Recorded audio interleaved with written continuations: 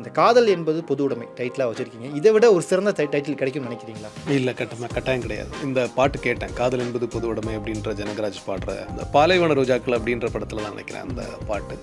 அது கேட்டோன்னே அப்படியே ஸ்ட்ரைக் அடிச்சு, இதுதான் இதுக்கு மேலே ஒரு நல்ல டைட்டில் கிடைக்காதுன்னு எனக்கு தோணுச்சு. உங்களுடைய படங்கள் வந்து மோஸ்ட்லி எல்லாமே வந்து இப்போ சமூகத்துக்கு ஏதாவது ஒரு விஷயமா தேவைப்படுற ஒரு விஷயமா இருக்கும், இல்லது கண்டுக்காமல் யாரும் பேச தயங்குற ஒரு விஷயத்தை தான் நீங்கள் போல்டாக வந்து பேசுகிறீங்க. சினிமாவில் இருக்கிற இயக்குனர்கள் அவங்ககிட்டலாம் நான் பேசினப்போ அவங்க எல்லாருமே என்கிட்ட சொன்ன, தமிழ் இது பண்ணாத, தமிழ் இது பண்ண வேணாம், நீ மலையாளத்தில் பண்ண, நீ ஹிந்தியில் பண்ண அப்படின்னு தான் சொன்னாங்க. தமிழில் நான் ஏன் பண்ணக்கூடாது? தமிழ் மக்கள் ஒத்துக்க மாட்டாங்க. அது சொல்ல நீங்கள் யார்? நீங்கள் அதோட பெருசா? எவனும் தமிழ் கிடையாது, ஆனால் தமிழ் படம் this is one Dravidian once. இப்போ ரஜினிகாந்த்லேருந்து எம்ஜிஆர்லேருந்து எல்லாருமே இங்கே வந்து படங்கள் பண்ணி, இல்லாட்டினா லீடர்ஸாக இருந்தாலும் சரி, எஜுகேஷன் காலேஜில் பெரிய பெரிய ப்ரொஃபஸர்ஸ் ஆர் லீடர்ஸ் எல்லாருமே வேறு வேறு இடத்துலேருந்து வந்தால் நிறைய பேர் இங்கே இருக்காங்க. So Tamil people are actually very accepting. Different பண்ணி பார்க்கணுன்ற ஐடியா கிடையாது. பட் பொலிட்டிக்கலி அங்கங்கே சில விஷயங்களும் சில மூமெண்ட்ஸும் நடக்குது. இந்த மாதிரி மூவியெல்லாம் நார்மலைஸ் பண்ணுறாங்க. எல்லாருக்குமே வாழற, சாப்பிட, தூங்க ஒரு ரைட் இருக்குது இல்லையா? அது எல்லாத்தோடையும் தாண்டின பெரிய ஒரு உணர்வு தான் காதல். நான் காதலிக்கக்கூடாதுன்னு சொல்கிறது எவ்வளோ பெரிய வன்மம் ஆளுன்னு யோசிச்சு பாருங்களேன். இந்த கேள்வியை ஏன் வந்து கத்தி எடுத்து வெட்டுற நிறைய படங்களை பார்த்து இவங்க கேட்க மாட்டாங்க. இந்த மாதிரியான ஒரு சொசைட்டிக்கு ஒரு தன்பாலின ஈர்ப்பாளர்கள் பற்றின ஒரு படம் இருக்குதுங்க. இதே மாதிரியான விஷயம் உங்கள் ஃபேமிலியில் நடந்தால் நீங்கள் ஏற்றுப்பீங்களா? அதை டெஃபினட்டாக வந்து ரொம்ப கஷ்டமாக தாங்க இருக்கும்.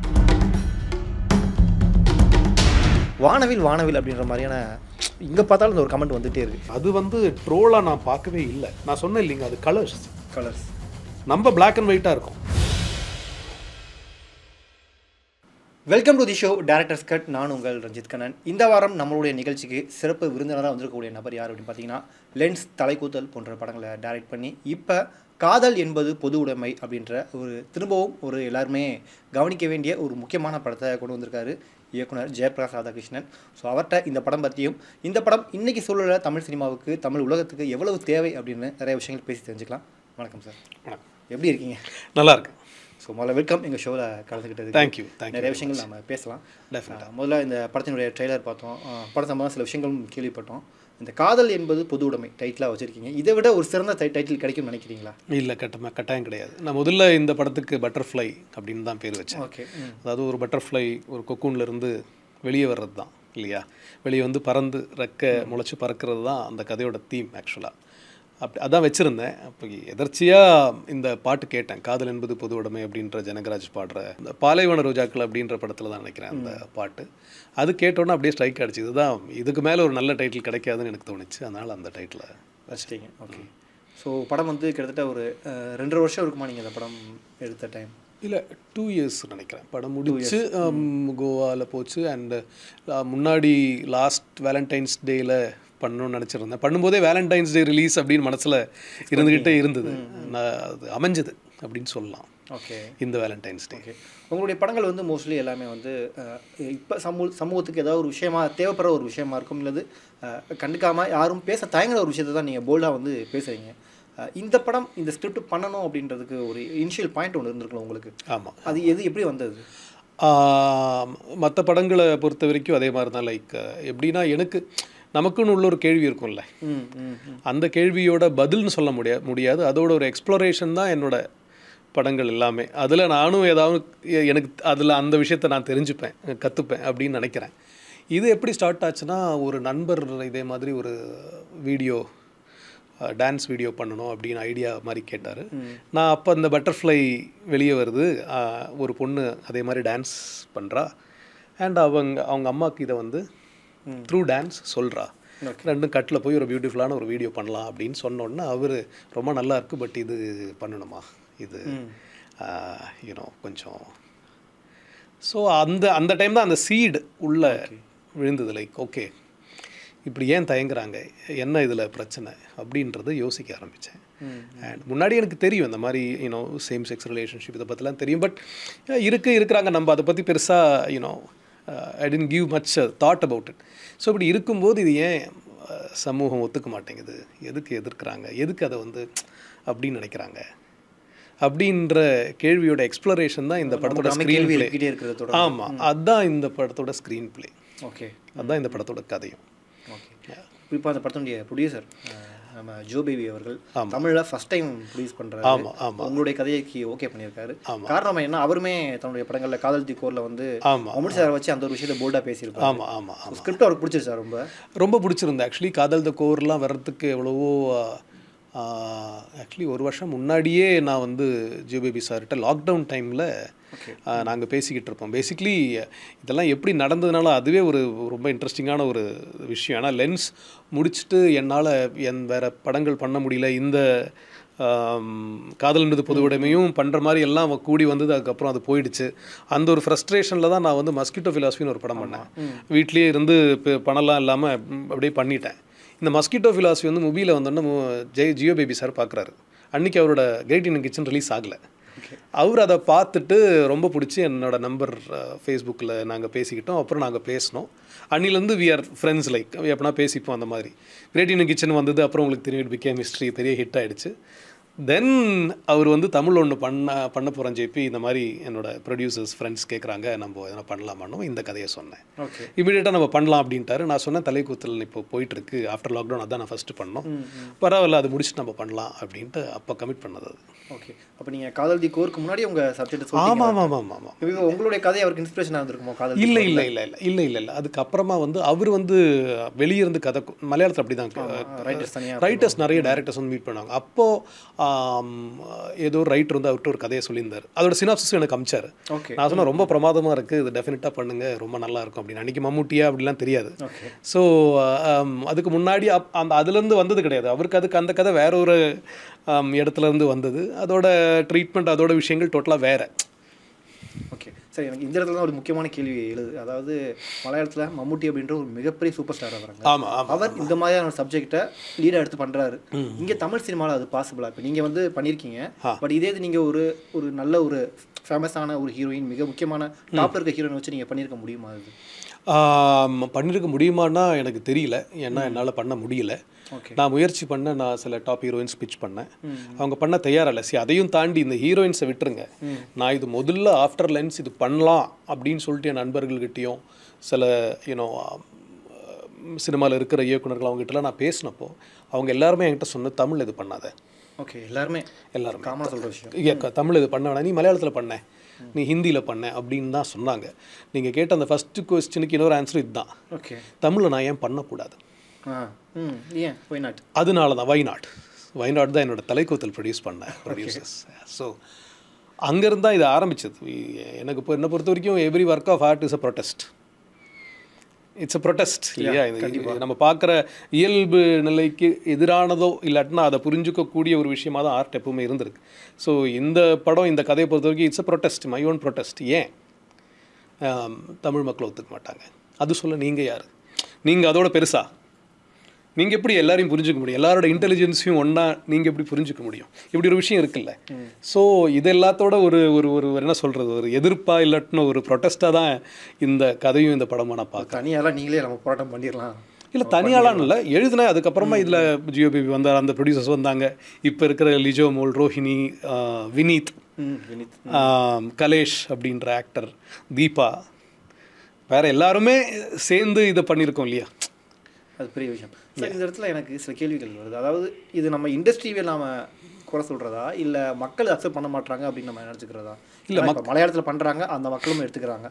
ஆனால் இங்கே உருவாக்குறதுக்கு முன்னாடியே சில பேர் வந்து பண்ணாதது வேணாம் அப்படின்னு தடுக்கிறாங்களே. இது டெஃபினட்டாக மக்கள் கிடையாதுங்க.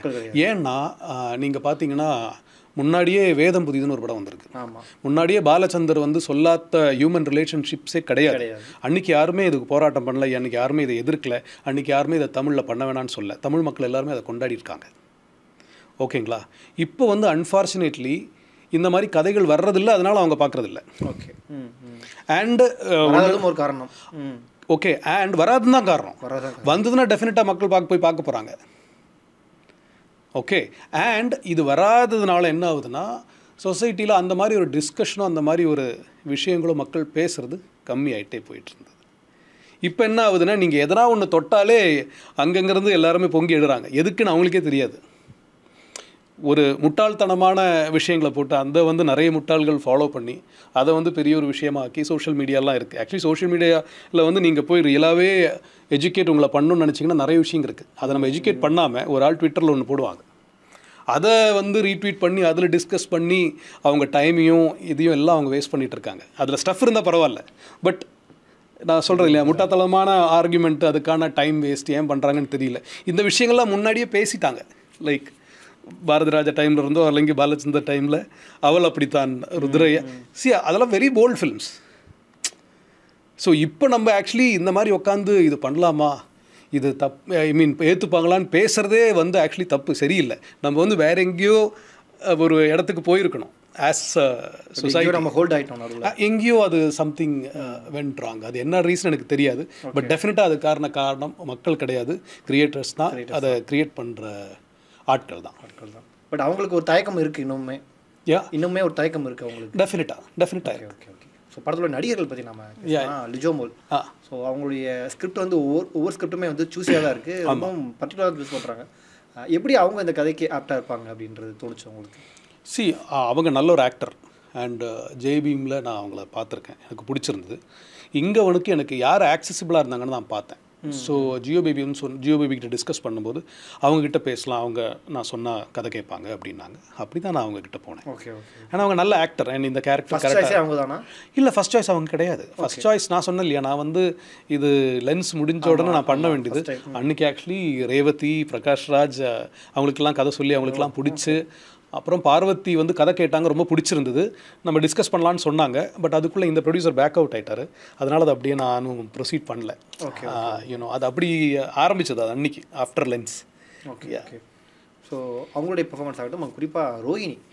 ரோஹிணி இப்போ ரீசெண்டாக தமிழ் சினிமா பார்த்தோம் அப்படின்னா அவங்க வந்து ஒரு அம்மா கேட்டர், அதுவும் கொஞ்சம் பாவப்பட்ட அம்மா, ஒரு பரிதாபமாக தான் நிறைய பேர் காமிச்சிருக்காங்க. இந்த படத்தில் இதை எதிர்க்கிற மாதிரியான ஒரு கேரக்டர் அவங்க எப்படி ஒத்துக்கிட்டாங்க இந்த கேரக்டருக்கு? இல்லை, அவங்களுமே அதே தான். எனக்கு எல்லாமே நான் ஜியோபி தான் டேக் பண்ணேன். ஏன்னா அவரோட முன்னாடி இது ஃப்ரீடம் ஸ்ட்ரகிள் ஆஃப் ஃப்ரீடம் ஃபைட்னு ஒரு ஆந்தாலஜி சீரிஸ் பண்ணியிருந்தார் மலையாளத்தில். அதில் ரோஹிணி வந்து பிரமாதமாக நடிச்சிருந்தாங்க, ரோஹிணி மேம். நான் அது பார்த்துருந்தேன். அப்போ நான் அவர்கிட்ட கேட்டேன், இப்போ செம்மையாக அவங்க எப்படி அப்ரோச் பண்ணலாமா, எப்படி தாராளமாக ஜேபி.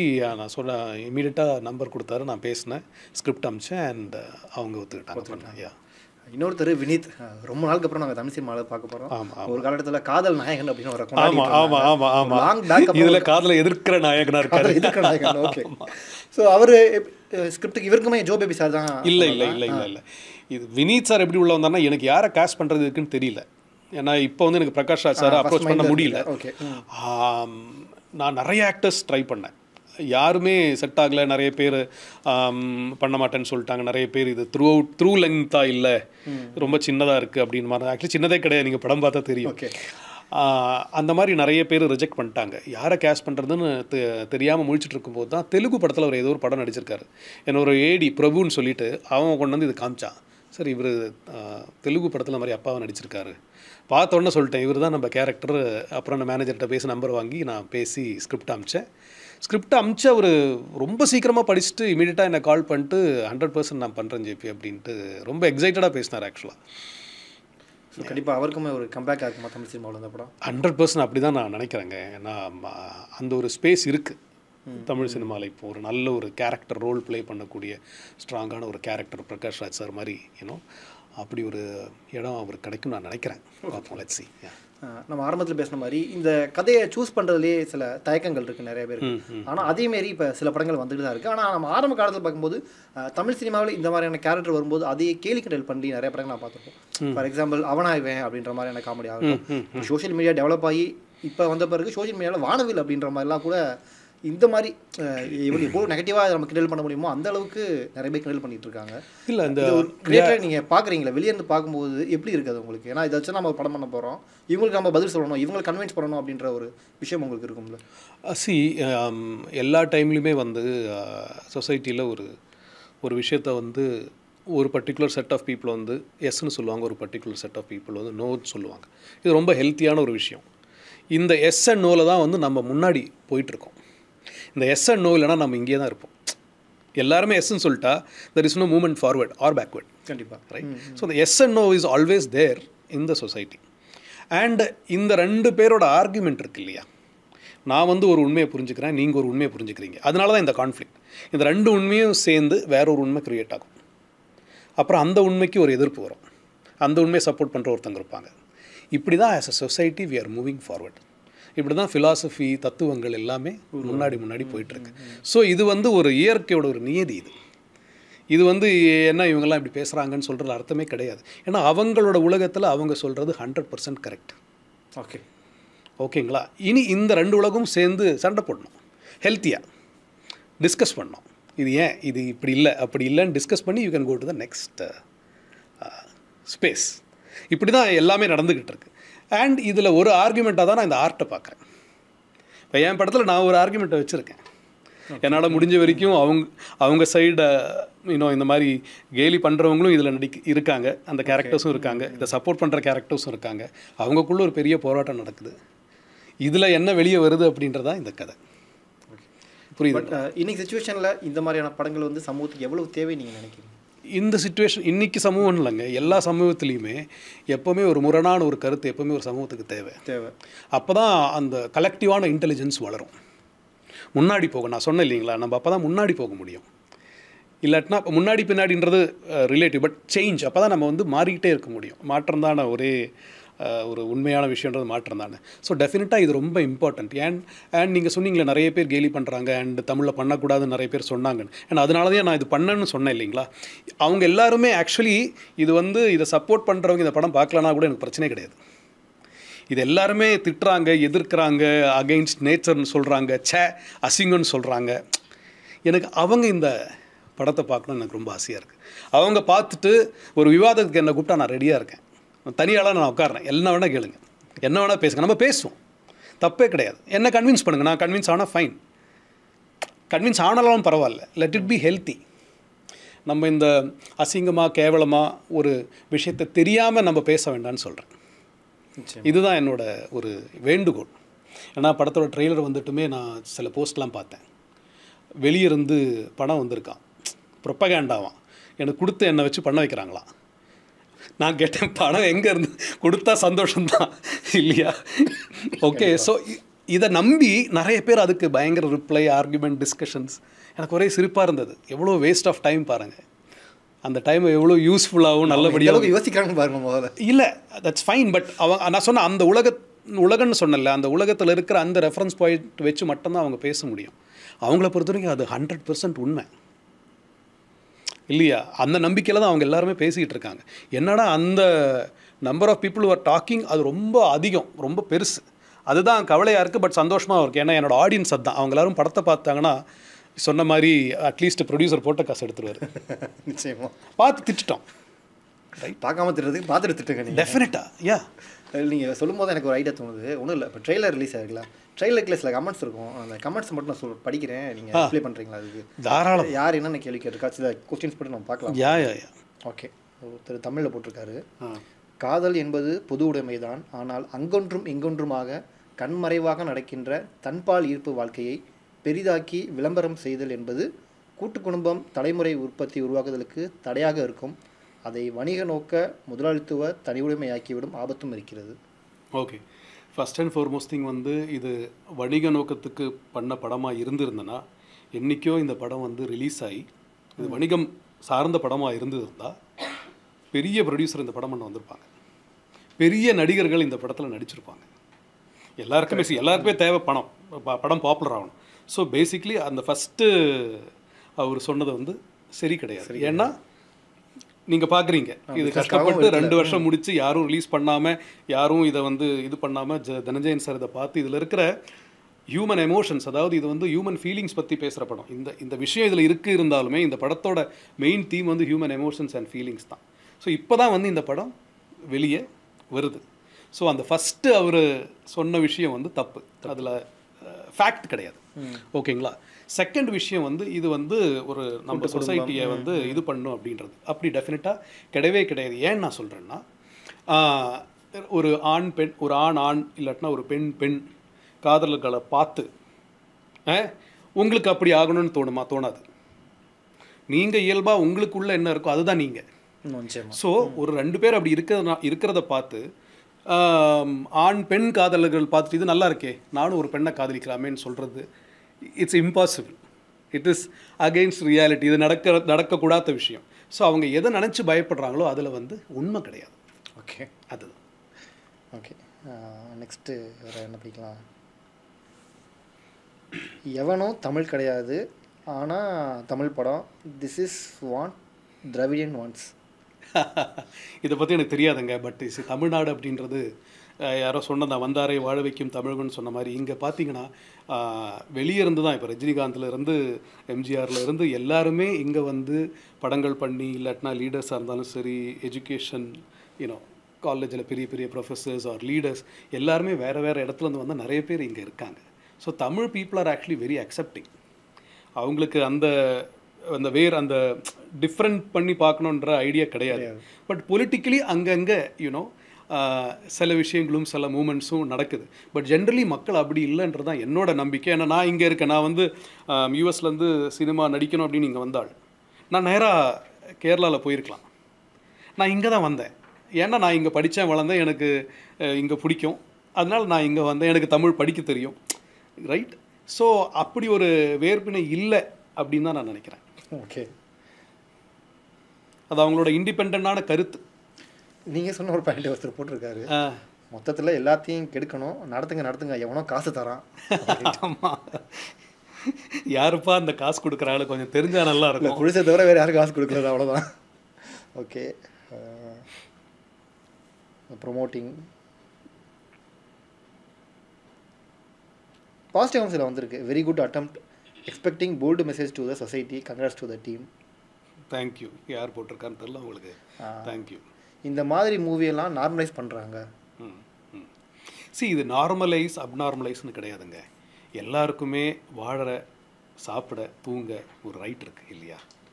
அது எல்லாத்தோடையும் தாண்டின பெரிய ஒரு உணர்வு தான் காதல். நான் காதலிக்கக்கூடாதுன்னு சொல்கிறது எவ்வளோ பெரிய வன்மம் யோசிச்சு பாருங்களேன். இப்போ எனக்கு ஒரு பெண் மேலே காதல் வருது, அவளை நான் காதலிக்கக்கூடாது அப்படின்னா அது எவ்வளோ பெரிய வன்மம். இப்போ எனக்கு ஒரு ஆண் மேலே காதல் வருது, நான் காதலிக்கக்கூடாதுன்றது எவ்வளோ பெரிய வன்மம். காதல்னால சொசைட்டியோ மனுஷனோ தரக்குறைஞ்சா கீழே போகிறது கிடையாது, நல்லா தான் இருக்கும். வன்மம்னால தான் எப்போவுமே அந்த பிரச்சனைகள் வரும். இந்த கேள்வியை ஏன் வந்து கத்தி எடுத்து வெட்டுற நிறைய படங்களை பார்த்து இவங்க கேட்க மாட்டாங்க. அதுவும் படத்துக்கு தேவை. அது அந்த கதையும் நம்ம சொல்லி ஆகணும். பட் நான் கேட்குற அதே கொஸ்டின் தான் நான் திருப்பி கேட்குறேன். வன்மம் பயங்கரமாக க்ளோரிஃபை பண்ணுற பெரிய பெரிய ஸ்டார்ஸ் வந்து கத்தி எடுத்து வெட்டுறதும் அதை க்ளோரிஃபிகேஷன் மீன்ஸ் இது வந்து பயங்கர ஹீரோயிசம் அப்படின்னு சொல்கிற நிறைய படங்கள் வருது. அதை நீங்கள் சொல்கிற நீங்கள் இதே ஆட்கள் ஏன் அதை கொண்டாடுறீங்க? கொண்டாடக்கூடாது இல்லையா? ஸோ காதலுக்கு மட்டும் ஏன் அதை வந்து ரொம்ப தப்பாகவும் வன்மமாகவும் பார்க்குறீங்க? ரத்தத்தை ஏன் புனிதமாக பார்க்குறீங்க?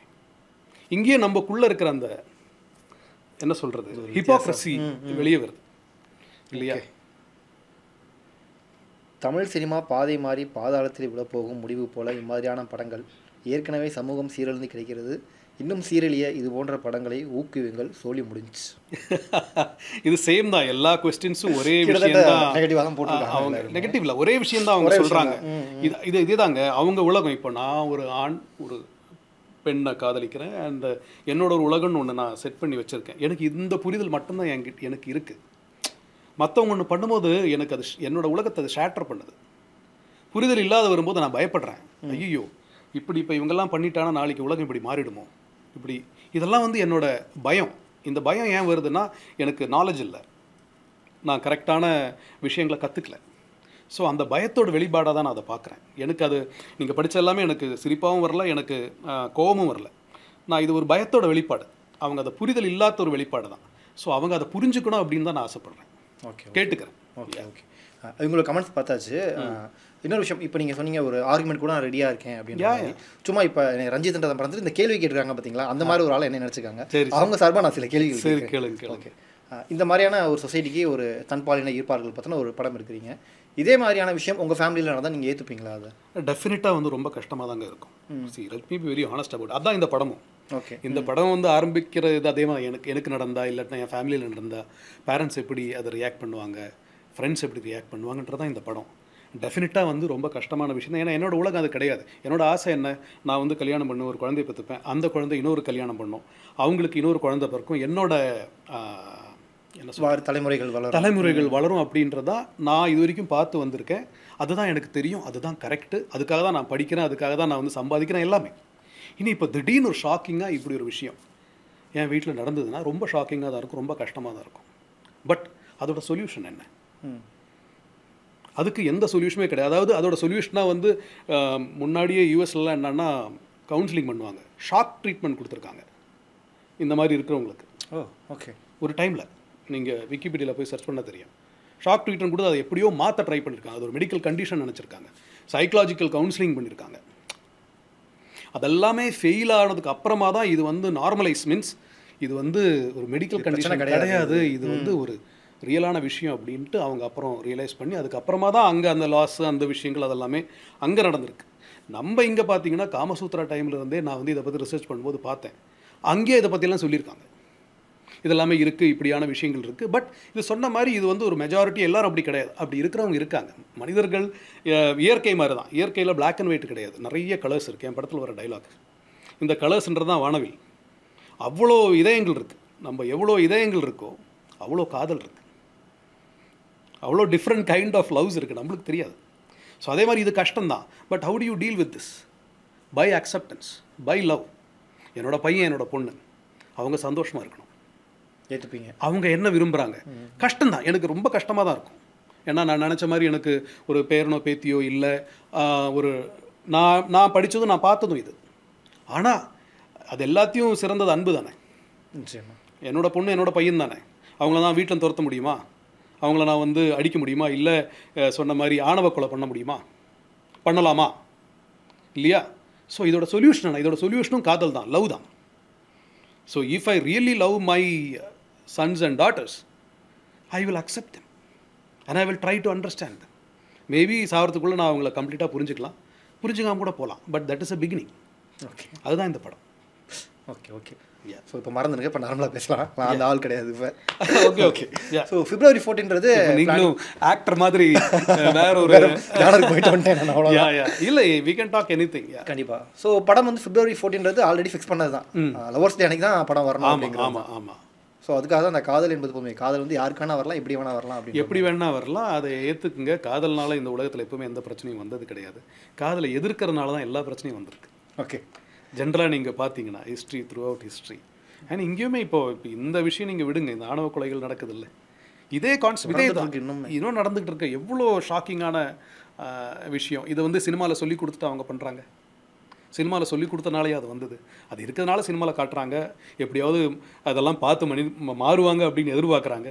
ஒன்றும் நடக்கலையே, நடக்க மாட்டேங்குது. எல்லோரும் படித்தவங்க, பெரிய பெரிய ஃபேமிலிஸ், எப்படி அவங்க சொந்த குழந்தைங்களை இந்த மாதிரி சாவடிக்கிறாங்கன்னு நினச்சாலே எனக்கு புரிஞ்சிக்கவே முடியல. ஸோ அதுக்கு எல்லாத்துக்குமே கிட்டத்தட்ட போயிட்டே இருக்குது. முடிவுமா அப்படின்றது அதுக்கு முடிவு லவ் தாங்க. You have to understand. நீ வந்து சொசைட்டிக்காக உன்னோட க்ரியேட் பண்ண உலகம் தான் கரெக்டுன்னு சொல்லிட்டு உட்காந்து வாழ்ந்துட்டு இருக்க பார்த்தீங்களா? இங்கே தான் இந்த பிரச்சனையே. நிச்சயமாக. ஸோ நம்ம நிறைய விஷயங்கள் பேசியாச்சு. கடைசியாக ஒரு சின்ன செக்மெண்ட் மட்டும் போயிடலாம் அப்படின்னு. நம்ம வழக்கமாக எல்லா டேரக்டர்ஸ் கூடயும் செக்மெண்ட் வைப்போம். ஸோ சில பிரபலங்கள் இப்போ இங்கே டேபிளில் அவங்களுடைய புகைப்படங்கள் இருக்கும். யார் அப்படின்றது உங்களுக்கு தெரியாது. ஸோ அதில் ஒரு 3 பேரை எடுத்து அவங்கள பற்றி நீங்கள் என்ன நினைக்கிறீங்கன்ற உங்களுடைய கஷ்டமான ஒரு கண்டிப்பாக நீங்கள் பார்த்து வியந்த லெஜெண்ட்ஸாக தான் இருப்பாங்க எல்லாருமே. இல்லை, அது ரொம்ப கஷ்டமான ஒரு செக்மெண்ட்டு. எடிட் பண்ணிங்க. நான் ஏதாவது தப்பாக பேசிட்டேன் இல்லை வேறு எதனா வந்துச்சுன்னா எடிட் பண்ணிடலாம். இதில் வந்து ஒரு 3 பேர் ஒன் பை ஒன்னா நீங்கள் ஒன்று எடுக்கணுமா? யாருன்றதை காமிச்சிட்டு அவங்கள பற்றி நீங்கள் என்ன நினைக்கிறீங்க? நான் எப்படி காட்டணுமா ஃபஸ்ட்டு? ஓகே, நாங்கள் பார்த்துட்டோம். நீங்கள் பார்க்கலாம். நான் பார்க்கல. ஓகே. ஓ ஃபேண்டாஸ்டிக். இவரை பற்றி என்ன வேணால் பேசலாங்க. ராஜா சார். அதாவது இவர் பிறந்த டைமில், இவர் வாழ்ந்துருக்கிற டைமில் நான் வாழ்ந்துட்டுருக்கேன், நாம் வாழ்ந்துட்டுருக்கோம் அப்படின்ற நான் பெரிய பெரிய பெரிய ஒரு பாக்கியமாக நான் நினச்சிக்கிட்டு இருக்கேன். தலைக்கூத்தில் இவர் மியூசிக் போடலான்னு தான் லாஸ்ட் வரைக்கும் பிளான் பண்ணியிருந்தோம். அது நடக்கலை. அந்த வாய்ப்பு கிடச்சிதுன்னா நான் என்னோடய ஏடிஸ் கிட்ட சொல்லிகிட்டு இருந்தேன், இல்லை இப்போ என்ன பண்ணுவேன் நீ? எப்படி? நான் ஒன்றும் பண்ண மாட்டேன், நான் அப்படியே கீழே படுத்துருவேன்.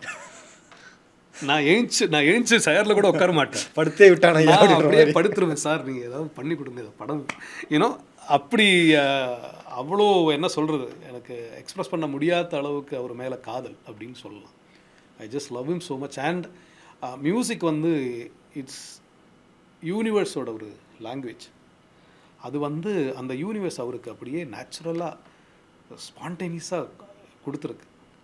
ஏன்னா ஒரு பேக்ரவுண்ட் ஸ்கோராக இருந்தாலும் சரி, பாட்டோட டியூன் விட்டுருங்க நீங்கள், அந்த டியூன் வேறு லெவல். பட் அதுக்கு பின்னாடி அவர் இசைக்கிற அந்த பேக்ரவுண்ட் ஸ்கோர் இருக்குல்ல, அந்த அரேஞ்ச்மெண்ட், இட்ஸ் சம்திங். பர்டிகுலராக அதாவது சாங் பற்றி பேசலாமா? அவருடைய சாங் நீங்கள் பார்த்து வியந்து எப்படி இவ்வளோ டியூனாக ஒரே பாட்டில் வச்சாரு அப்படின்ற மாதிரி. எனக்கு அதோட லைன்ஸ் கரெக்டாக தெரியாது, அது ஏன்னு எனக்கு தெரியல. ஒரு ஃபியூ சாங்ஸ் இந்த பாரதிராஜா சார் நடிச்சிருப்பார் அந்த படத்தில், சிறு பொன்மணி அசையும். ஆமாம் ஆமாம், எனக்கு அது அந்த லைன்ஸ் நான் எப்பவுமே ஞாபகம் பொன்மணி அசையும். அந்த பாட்டு கிவ்ஸ் மீ கூஸ். சுப்பிரமணியம் படத்தை கூட யூஸ் பண்ணியிருப்பாங்க அந்த பாட்டு. ஐயா அதே மாதிரி தாலாட்டுதே வானம், அந்த பல்லாடுதே நான, ஜெயத்தன்னம் பாடு நான, தெய்வீகமாக இருக்கும் அந்த பாட்டு. ஏன்னு தெரியாது, ஐ டோன்ட் நோ. அதே மாதிரி இது கடலோர கவிதைகளில் இந்த பாட்டு என்னது, கொடியிலே மல்லிகைப்பூ மணக்குதே, ஜெயச்சந்திரன் சார் இப்போதான் இறந்தார் அவருமே. ஷே, அது மாதிரி சொல்லிகிட்டே போகலாங்க. எப்படிங்க ஒரு பாட்டை பற்றிலாம் பேசுறது அவருக்கு? ஐயோ, இம்பாசிபிள். ஓகே, நம்ம ராஜா சாரை இவ்வளோ கொண்டாடுறோம், இருந்தாலுமே அவர் மீது ஒரு விமர்சனம் வைக்கப்படுது. அவர் வந்து ரொம்ப கோவப்படுவார், யாரையும் மதிக்க மாட்டார். இந்த விமர்சனங்கள் நீங்கள் எப்படி பார்க்குறீங்க சார்? வேணாங்க, உங்களுக்கு எதுக்குங்க அவர் மதிக்க வேணான்ற நான். அவர் எதுக்கு உங்களை மதிக்கணும்? மதிக்க வேண்டிய அவசியமே கிடையாது. அவரோட வேலை என்ன? பாட்டு பண்ணுறது. பாட்டு பண்ணுறாரு. நீங்கள் அவரை விமர்சிக்கணும்னா நீங்கள் வந்து சொல்லுங்கள், நீங்கள் இந்த பாட்டு போட்டது சரியில்லை, எனக்கு பிடிக்கல, அந்த கம்போசிஷன் எனக்கு பிடிக்கலன்னு தைரியமாக சொல்லலாம். கலைஞராக நீ சொல்லலாம். அவர் அதை எக்ஸ்பிளைனும் பண்ண வேணாம், நீங்களும் எக்ஸ்பிளைன் பண்ண வேணாம், ஏன் பிடிக்கலன்னு. பிடிக்கல, அவ்வளோதான். அந்த ரைட் உங்களுக்கு இருக்குது. பட் அவரோட கேரக்டர், அவர் வந்து அதுவாக இருக்கார், இல்லாட்டினா அவர் ரெஸ்பெக்ட் பண்ணல, இது பண்ணலன்னு ஏன்? உனக்கே அவ்வளோ பெரிய ஈகோ? அவ்வளோ பெரிய ஆள், இவ்வளோ பெரிய மியூசிக் க்ரியேட் பண்ணி 82 இயர் இந்த வயசுலேயும் ப்ரோக்ராம் கண்டக்ட் பண்ணிகிட்ருக்காரு. அவர் வந்து பவ்யமாக இப்படி நிற்கணுமா இவங்க முன்னாடி? இவங்க ஒன்றுமே பண்ணல, அவர் மரியாதை கொடுக்கணும்னு எப்படி சொல்லலாம்? எந்த இடத்துல இருந்து பேசிகிட்டு இருக்காங்க? You know what I'm saying. அவர் என்ன வேணால் சொல்லிட்டு போட்டாங்க. ஒரு வயசான, ஒரு அட்லீஸ்ட் ஒரு ஏஜ் ஆகிடுச்சு அவருக்கு. அண்ட் அவர் பண்ண மியூசிக்கை நம்ம ரெஸ்பெக்ட் பண்ணலாம். எல்லாருமே 100% வந்து கம்ப்ளீட்டாக இருக்க மாட்டாங்க. சின்ன சின்ன விஷயங்கள் இருக்கும்.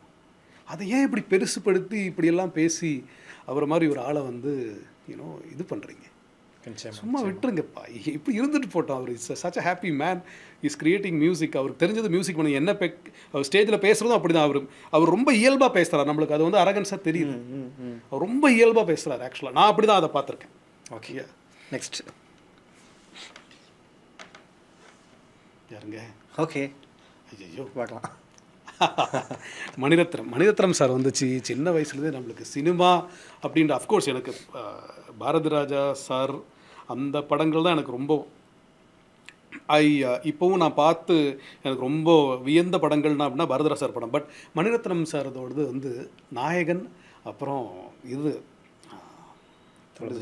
இது இருவர், இல்லை அக்னி நட்சத்திரம். எஸ்.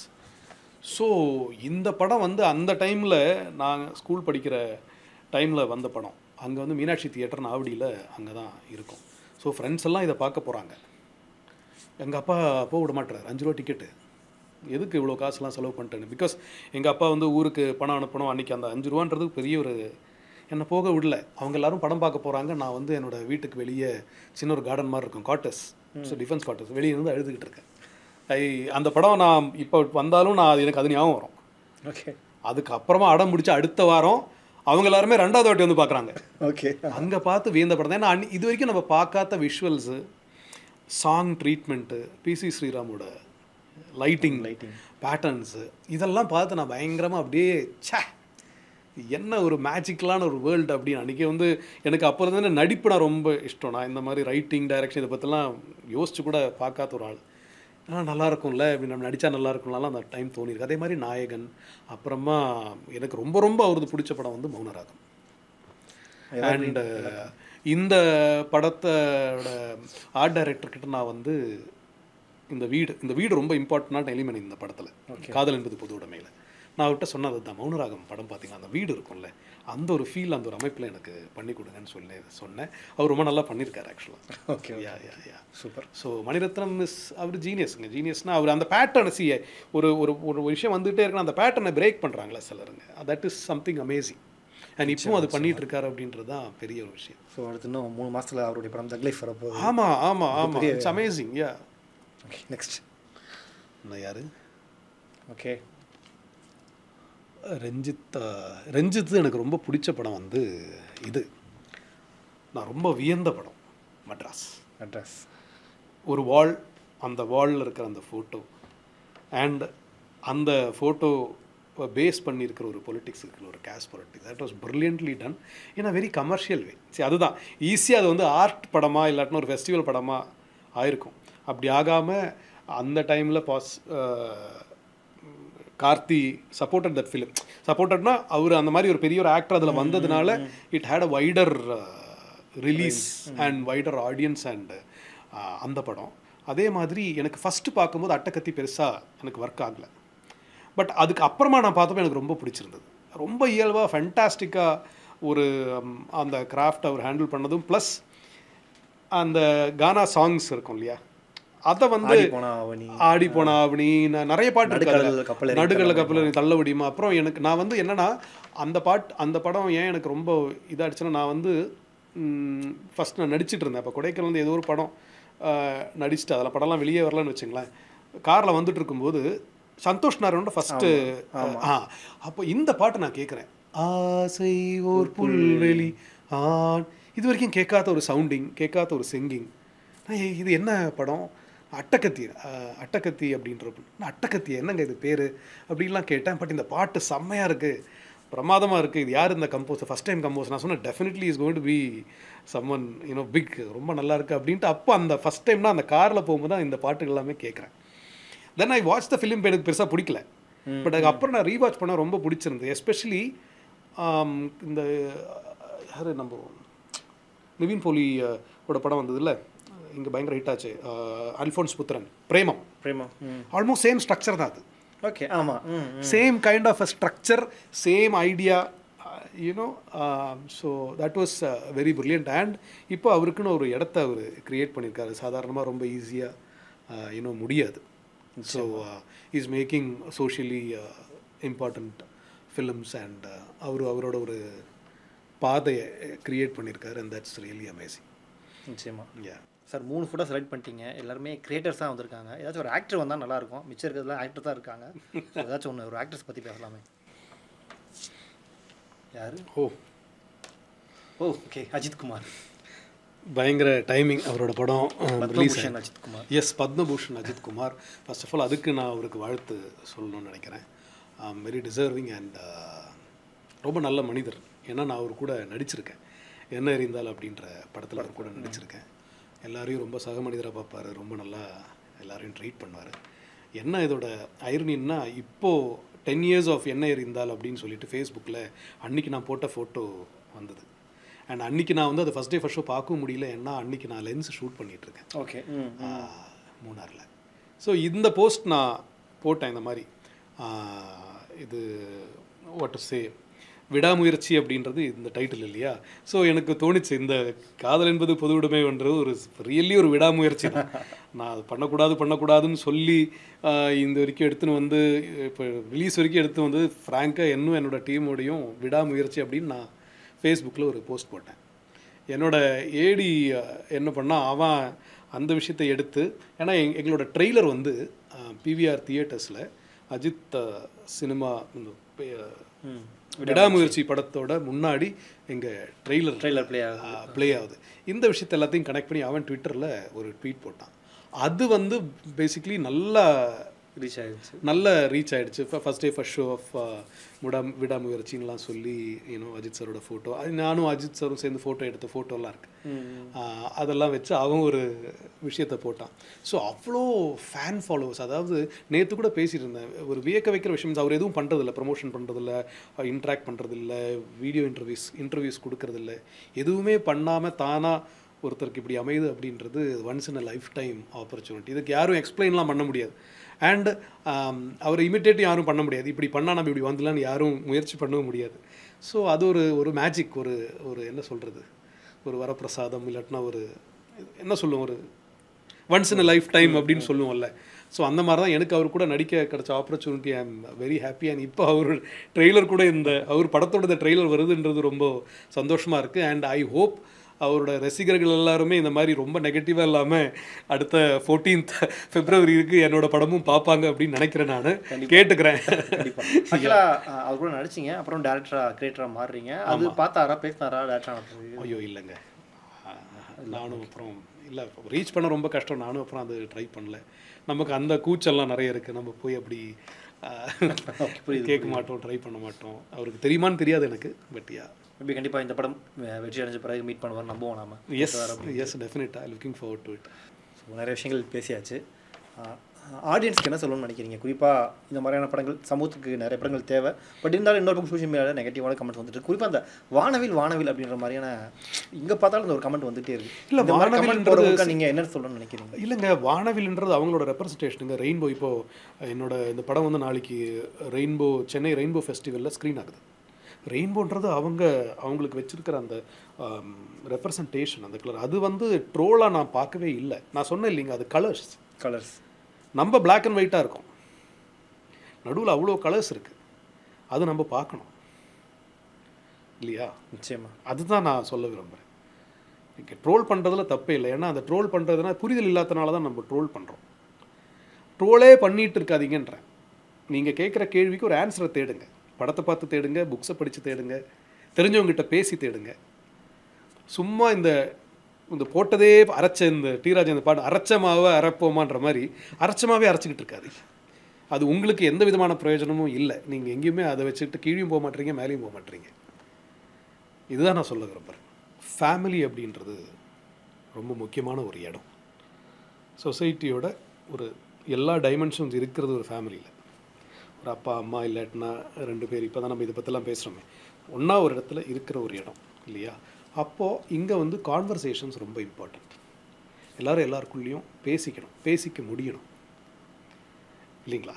பேசிக்க முடிஞ்சால் இந்த மாற்றம் அப்படின்றத நம்ம நினைக்கிறோம் இல்லையா? எந்த ஒரு புரிதலுமே ஒன்று நம்ம ஸ்கூலில், சொசைட்டியில், அப்புறமா ஃப்ரெண்ட்ஸு, இப்படி ஒரு விஷயம் இருக்குது. பட் ஃபேமிலிலையும் அது ரொம்ப இம்பார்ட்டண்ட். எல்லாருமே வந்து பேசிக்கணும். ஹஸ்பண்ட் அண்ட் ஒய்ஃபாக இருந்தாலும் சரி, பசங்கக்கிட்டே இருந்தாலும் சரி, இல்லை இப்போது நாளைக்கு எல்லாமே லீகலாகி ஒரு ஆண் இல்லை பெண்ணாக இருந்தாலுமே இந்த சேஞ்ச், இந்த மாற்றம், இந்த ட்ரோல், இந்த கேள்விகள் எல்லாத்துமே வீட்டில் எல்லோரும் பேசிக்கிட்டா, டிஸ்கஸ் பண்ணிக்கிட்டா பெட்டராக இருக்கும். இந்த படமும் அதை தான் சொல்ல ட்ரை பண்ணுது. இது நம்ம அந்த டைமில் விஜயோட காதலுக்கு மரியாதை மாதிரி இந்த படமும் காதலுக்கு மரியாதை தான். வீட்டில் அவங்க வந்து ஓடி போகவோ யாரையும் கொச்சைப்படுத்தவோ ஒன்றும் நினைக்கல. அந்த லவ்வர்ஸ் என்ன பண்ணுறாங்கன்னா, என் வீட்டில் இதை புரிய வைக்கணும், சம்மதிக்க வைக்கணும், அப்போ தான் நம்ம சேருவோம், அப்போ சேர்ந்தால் தான் அதில் அர்த்தம் இருக்குது அப்படின்னு நினைக்கிற ஒரு லவ் ஸ்டோரி தான் இது. ரொம்ப நாகரிகமாக, ரொம்ப கௌரவமான ஒரு என்ன சொல்கிறது, ஒரு ஸ்பேஸில் இருந்தால் இந்த படத்தை நான் க்ரியேட் பண்ணியிருக்கேன். அது காரணம் இது தான். Any conversation should happen inside the family, within friends, within your loved ones. Find answers together and make a better society or a better place for you to live, where everyone can love and காதலிக்க யாரும் பயப்படக்கூடாதுங்க. கண்டிப்பாக இல்லையா? அப்படி ஒரு சமூகத்தில் தான் நம்ம இருக்கணும். யா, சூப்பர். ஸோ நிறைய விஷயங்கள் ஷேர் பண்ணிக்கிட்டீங்க படம் பற்றி. ஸோ படமும் வெற்றி அடையணும். நீங்கள் சொன்ன மாதிரி பேசுபொருள் ஆகணும் இந்த படம். எங்கள் டீம் சார்பாக வாழ்த்துக்கள். ரொம்ப நன்றி சார். ரொம்ப நன்றிங்க. Thank you very much.